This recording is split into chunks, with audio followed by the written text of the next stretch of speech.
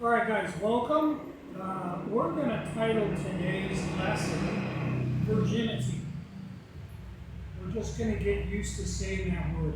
That might not be the best descriptor, but we're just going to get used to saying that word like a group of virgins, like a group of virgins. We have got this system of shame that is coming from thousands of years of the church brainwashing us. All of these different cults brainwashing us as a society, and now this crap has worked its way into our government, all of our teachings, everything that you're being told is just patting you on the head, trying to make you feel good, and saying just don't upset the norm. Don't upset the norm. Don't upset the norm. There's absolutely no scale by which we could say we are a successful culture. Everything is broken. Everything is broken. Every level of everything is broken, and yet we're still being fed this brainwashing vomit. Hasn't worked for hundreds of years, and we're still being fed this brainwashing vomit because the top 1% that just keeps taking trillions of dollars is saying, hey, this is working for me, and I control the other 99%. And so we're being fed this trickle-down shame. Don't talk about anything. Don't talk about anything. And I got to tell you guys, if we're going to radicalize this situation in America of 100% of the country being scared, nervous, unhappy, unsuccessful at finding a relationship, we're going to have some real conversations. This milquetoast garbage, I get my content removed from YouTube all the time for saying things that are the most boring, bland things on the face of the planet. Guys, the guardrails these trillionaires have put up for your little brain to just keep doing the same thing, the same thing, the same thing, and expect different results. It's mind-boggling when you consider, your education, Western expansion, white people just murdering all of these people that have been here thousands of years, millions of years, and obviously have the right to do that. Is not a migration. That's a genocide. That's disgusting that we're teaching that as the white people's progress instead of what we actually did to these people. Why can't we teach reality in our schools? 341 million zombies that are profiting 1%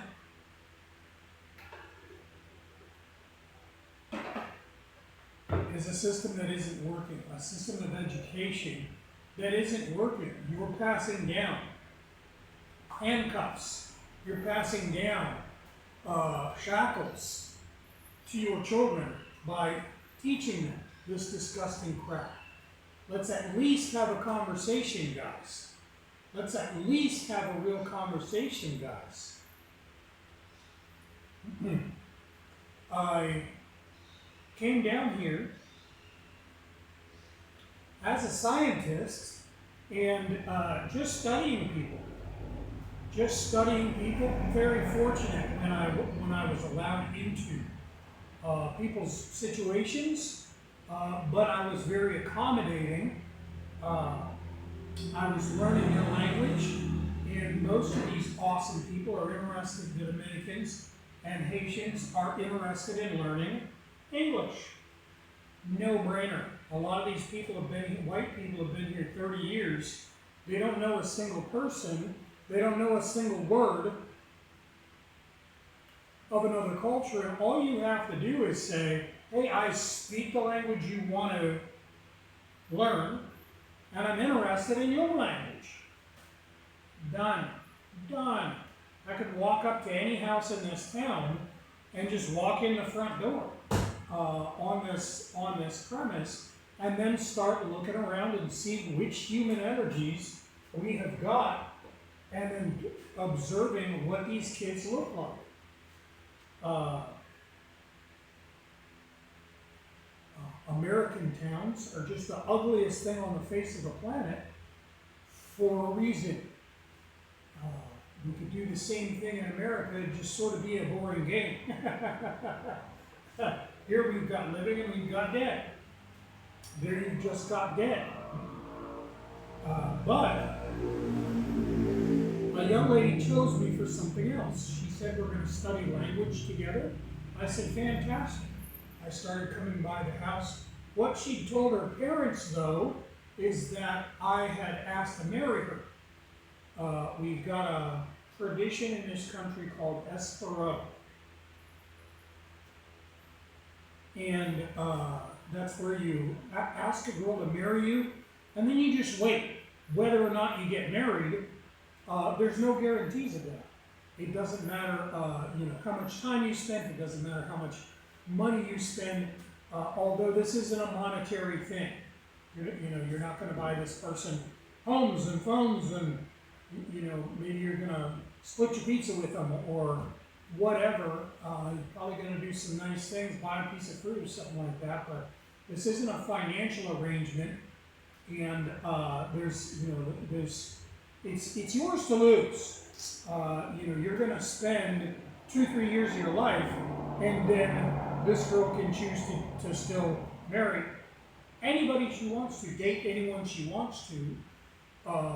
You're going to choose a virgin, a senorita, somebody that's never had sex before, somebody that's never pair bonded before. More importantly, sex is actually not the important thing here. In America, everything becomes sexualized, but this person hasn't chemically bonded to another human being. They haven't come to trust anyone except their father in an intimate way. I, of course, don't know I'm participating. I don't know I'm participating. I think I'm just going there to learn Spanish and teach English. And that's very comfortable. Teaching is very comfortable for me. Learning stuff to teach is very comfortable for me. That's something we're constantly having to do. However, this beautiful young lady, breathtaking, wowzers, after a year or two, comes to my house one day and says, ahora sí. And she's crying, and more importantly, she's by herself. She's not allowed to be by herself. A senorita doesn't leave the house unless they have a chaperone, which basically is just going to be mom or dad. It could be other family members, but typically it's going to be mom or dad. And so she's there by herself with all her shit, crying. We don't have drama here like America, and so this is the world's on fire right now. This young lady is out of the house by herself with her things and crying. None of those things are happening. Nobody's in the street with their stuff. Senoritas aren't in the street crying. None of this. The world is just caught on fire. And I tell her, hey, I don't know. I know, ahora sí means now. It's now, but I don't know what that means in this context. With all of your earthly belongings in your hands, crying outside of my house, and she announced that we're married, past tense.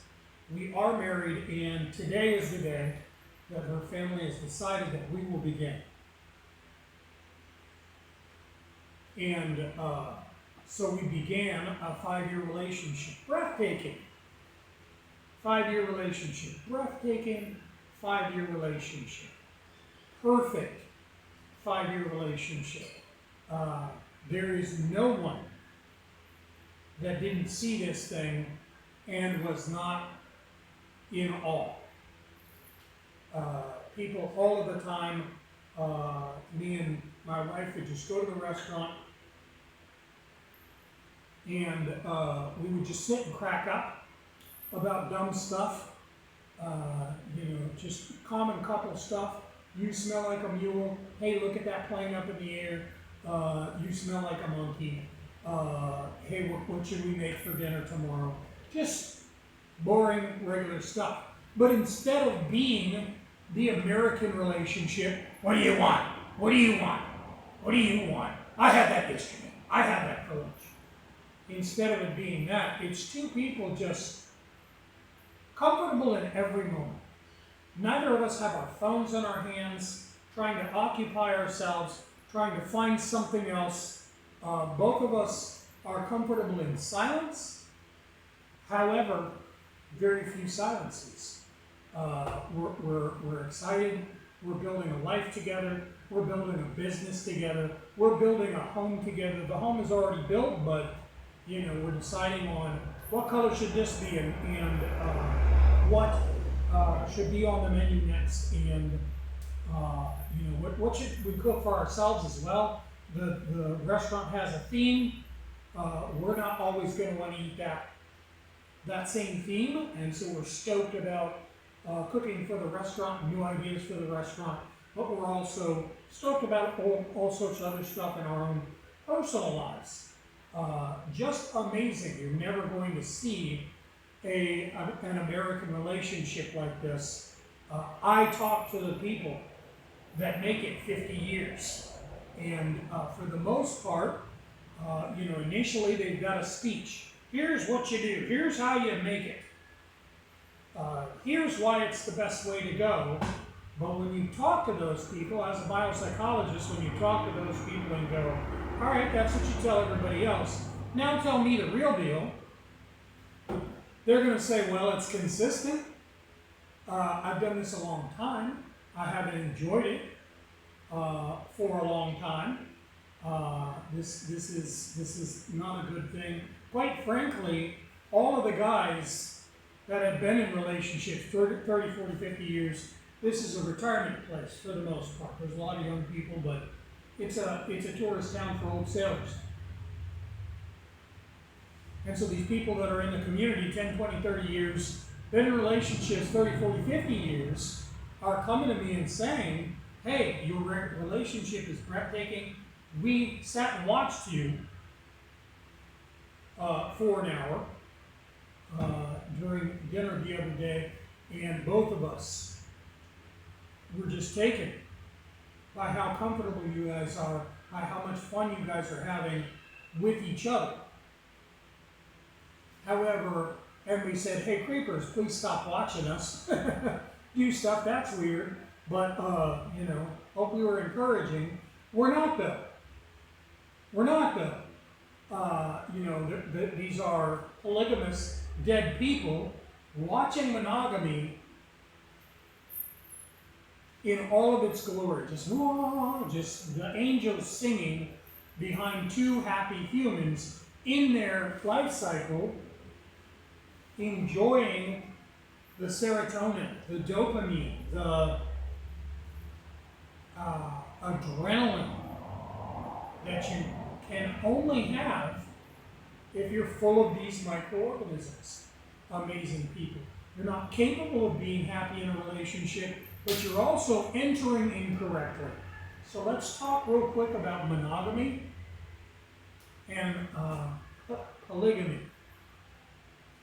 It's hard to say those two close because they're kind of pronounced two different ways in our language. A lot of you, especially the stuffy conservative, Christian, Catholic people, are going to identify as monogamous. However, when you were young people, when you were dating, you were not looking for, specifically for, a virgin. Nor were you trying to save yourself for a relationship. You were looking for the person that's going to give the sex the quickest, the best, for the longest period of time. That's not monogamy. If you're not looking, you're not two people that are waiting to pair bond, that are only dating to pair bond to another person that is waiting, that's just polygamy. In your culture, you're naming polygamy monogamy because you're zombies. Zombies can only identify as what they are, and they can see it as anything else. Your brain is constantly lying to you as a zombie when you're saying, oh man, I really need to exercise. Doctor says I need to get to exercise. The TV says I need to exercise. My family and friends say I need to exercise. I'm looking in the mirror. The mirror is telling me I need to exercise. I'm going to exercise, and your brain is telling you this is so difficult. It's not. Your brain is lying to you. Your brain is lying to you because it needs you to get in the soil. It needs you to die. It needs you to get inside of the dirt. You've already passed first death. Your brain is trying to cause the second death. It can't do that while you're getting buff. It's going to have a lot harder time. It's trying to tell you, hey, drink a bunch of alcohol, smoke a bunch of weed, put a bunch of chemicals in your body, eat a bunch of carbohydrates, and get that body, get that heart to stop. Nice. And so you're finding yourself butting heads with this thing. It's the exact same thing in your dating situation, nice people. Your brain is changing the facts. It is saying, hey, that girl with her boobs outside of her clothes, let's go make a monogamous relationship with her. That girl's been walking around with her interior parts on the outside. That person is attracting a lot of the absolute wrong kind of attention. Certainly not monogamous attention. If somebody's already got half of their clothes off right now, I'm not looking down my nose at them. I like beautiful women as much as anyone. Well, that's not what I'm looking for at all, but thanks. But if you're looking for monogamy, that'd be the wrong move. This person already has half of their clothes off. You're not going to find a person that is a virgin, keeping themselves, hiding themselves, preserving themselves only for this one relationship. And I know I'm setting off all of the little warning signs inside your head, and I don't care. We have to be able to have this conversation. If there's any anticipation of us changing our society, we have to have this conversation. It doesn't matter if this virgin is an 18-year-old or a 40-year-old. However, all of you are getting into each of these relationships, getting burned. You're wasting 10 years of your life, 20 years of your life, and then getting burned and then saying, man, I can't get over what somebody else did to this person. And now you're looking for somebody new, but you're looking for another person that's already been pair bonded and then broken that. So understand this. Monogamy means one thing. It's an evolutionary decision that gives us an advantage. There's lots of societies where things are just They're moving too fast. There's no possibility of making this family structure, and so the sex is just going to be with whoever the heck is present.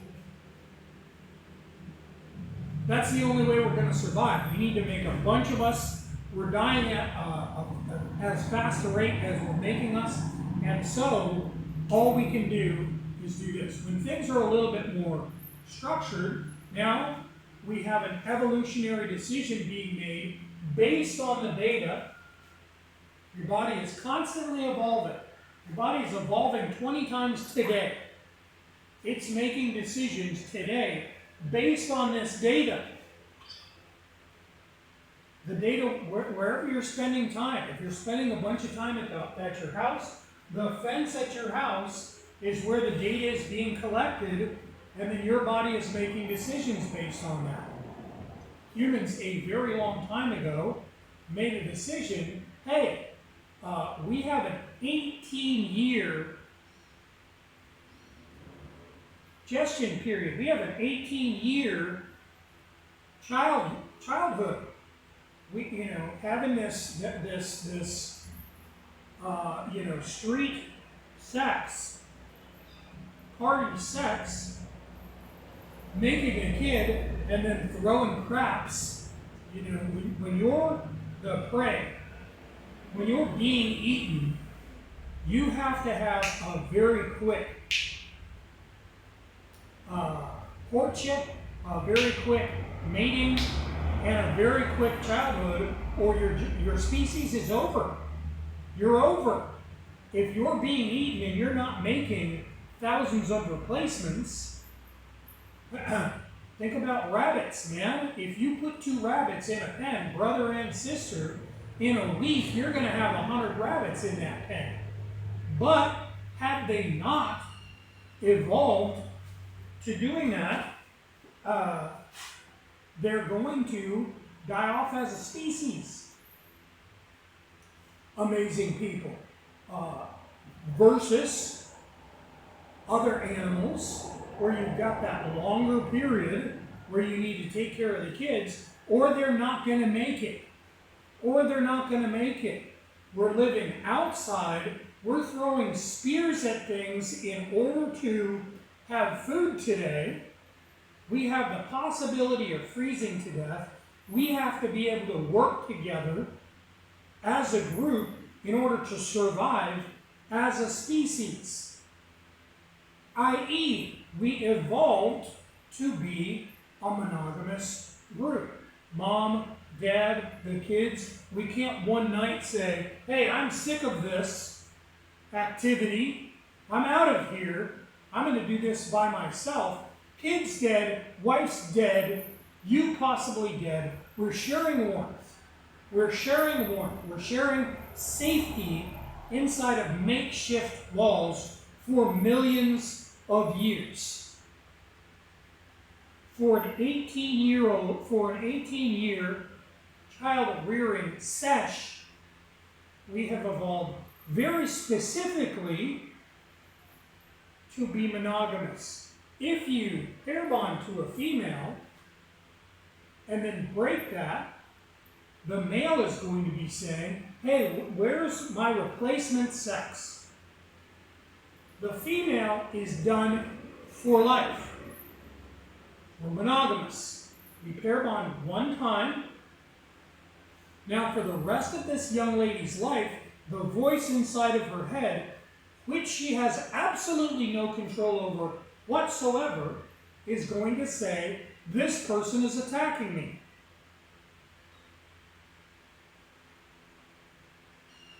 I'm right now describing every relationship in America.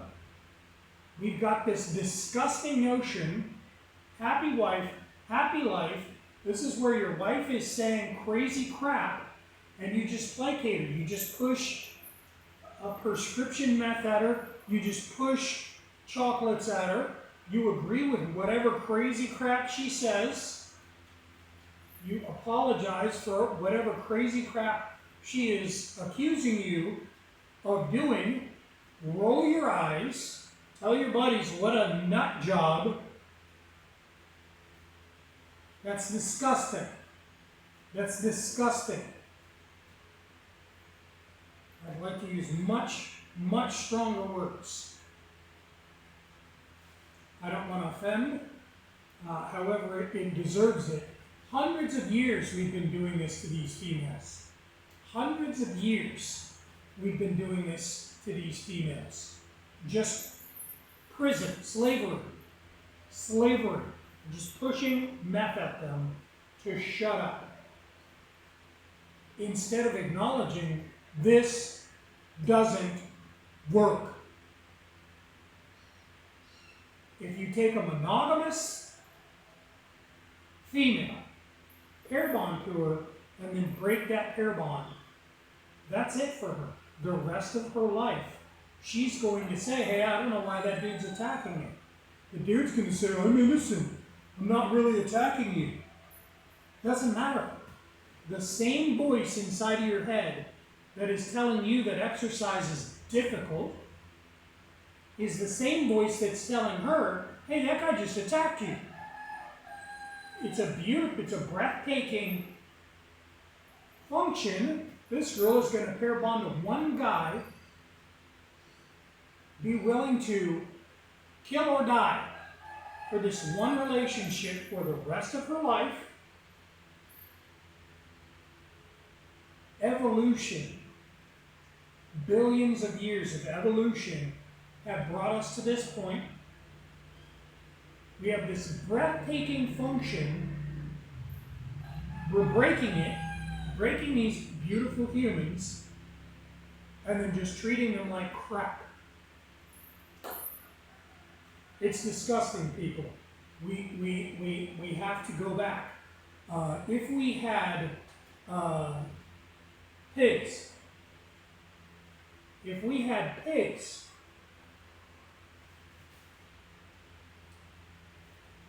and we had deformity, we had depression, blindness, this pig can't see where it's going, it's sick all of the time, it's got a heart problem, its body's shaped crazy, we'd kill that pig so that it didn't mate. And instead we're going, well, if that's all that's available, let's go. We have to become stewards of animal husbandry in our own species again. This is so stupid to have to say this. The church has divided us from things that are so obvious, saying that our gifts are on the inside, saying that there's a wish genie in the sky that's controlling what our kids' failings are. That's so stupid. For billions of years,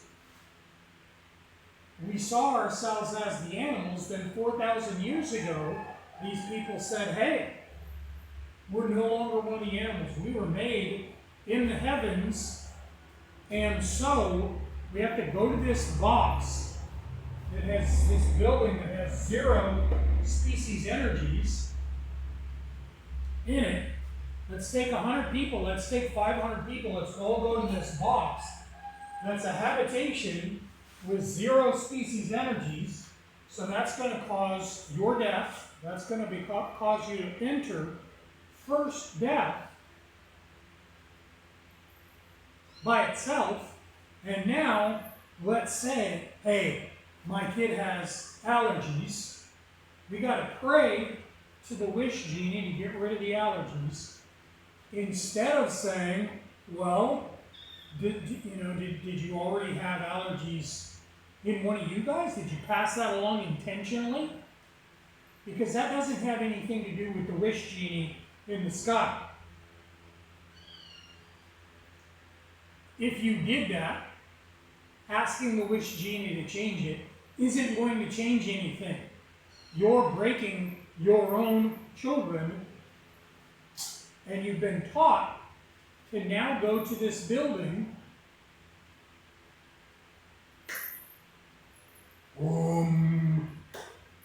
make some stupid noises, and ask to undo that. if you have a heart problem and you make a child going to the church and saying, hey, make this child not have a heart problem, what? What? What the crap? Do I actually have to keep saying these words? This channel should be named Everything's Obvious. All of this crap is already obvious, people. If you take a female that's already had sex with every dude in your town and then put that in your house, she's going to say you're attacking me.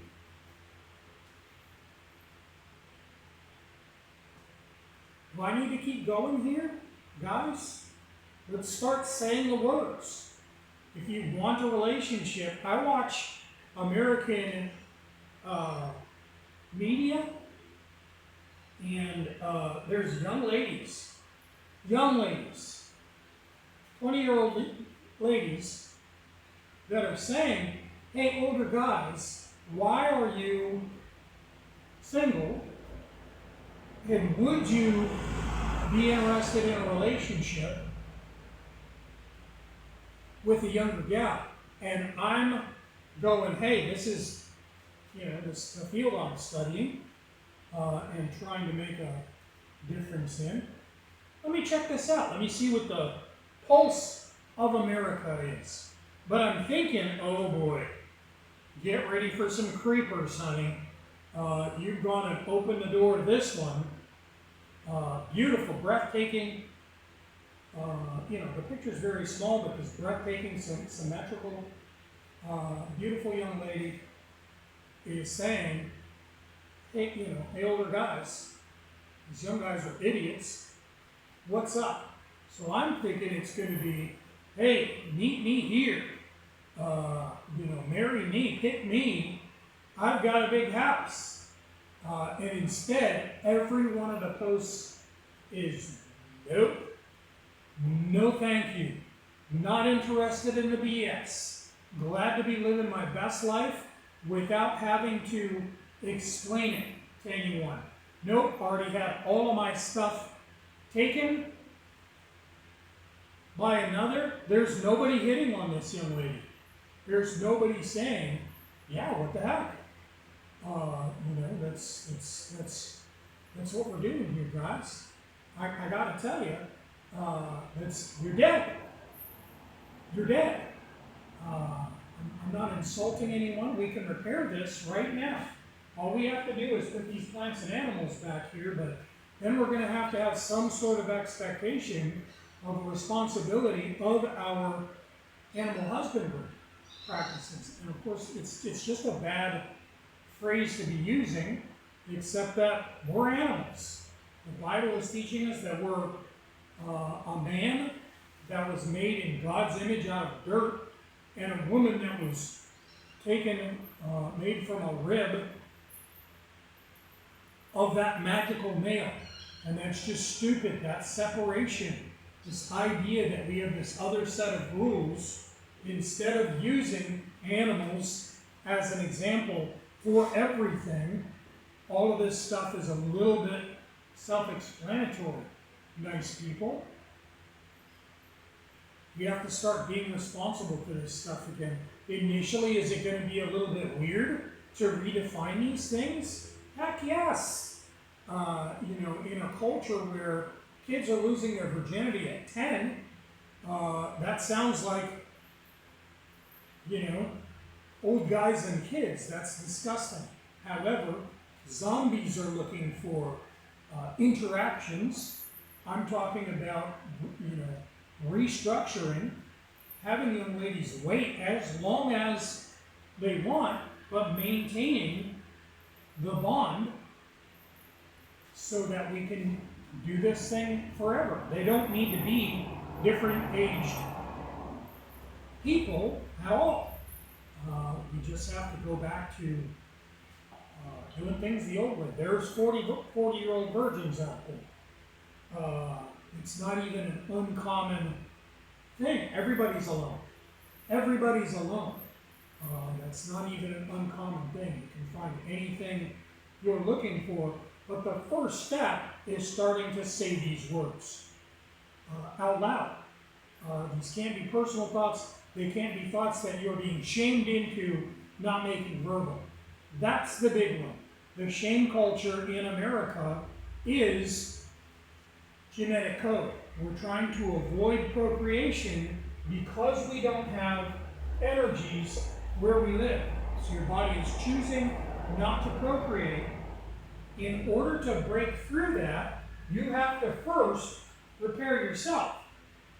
The first thing you're going to do, the absolute first thing is, if you have something you don't want now, you got to be honest with that person, guys. All of these people that came to me and said, hey, I want what you guys have. They're in 40-year-old relationships. We see the gal. She's a blackout mess. She's talking mess about him, saying, he won't let her drink the amount she wants to drink, but the amount she wants to drink is blackout, fight, make a scene. It puts him in a bit of a weird position. So he's been babysitting this person for 40 years. But then when he comes over and tells us, hey, you guys have something beautiful, I want that. We're kind of going, wow, if you didn't want this gal, you've just wasted 40 years of her life. And that's disgusting. So step number one, have an empty house.